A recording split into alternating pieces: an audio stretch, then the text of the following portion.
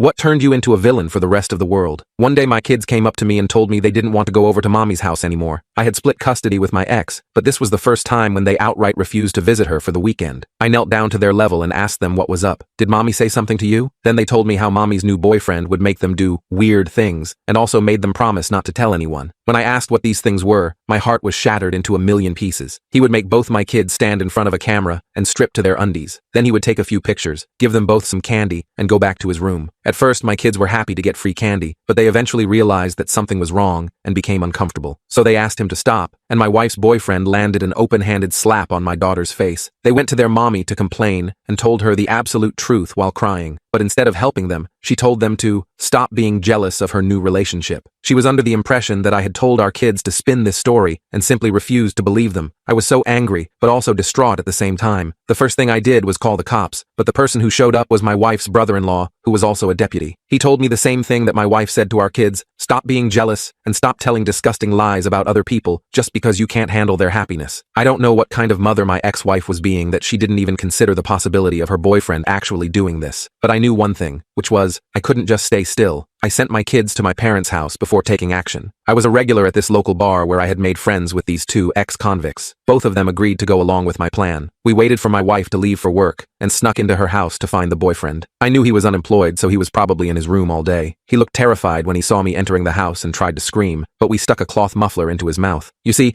I was under the impression that he was using those photos he took to get himself off like a sicko, so my plan was to simply find the photos, delete them forever, and threaten him enough so that he never does it again. But then the boyfriend confessed as to what he was actually doing. Turns out, he had a very long line of other sickos who wanted to buy these photographs and were paying him top dollar for them. He had about 6 copies of each photo, ready to be shipped out in a couple days' time. The severity of the situation dawned on me, and I realized that if my kids didn't have enough courage to come to me, then I never could have stopped these photos from going out there. My eyes just saw red, and I lost control. I grinded the boyfriend's head in with the iron knuckles I had been wearing and didn't stop until my 2 friends dragged me off of him. I knew what I had done would land me in prison, which would mean my kids would go to my wife, and her next boyfriend could potentially do a similar thing to them. So I just started crying on the wooden floor. This is when one of my friends told the other to take me home and made a joke about how prison life suits him better anyway. I looked at him and for a brief moment forgot all of his past crimes and simply nodded my head with respect.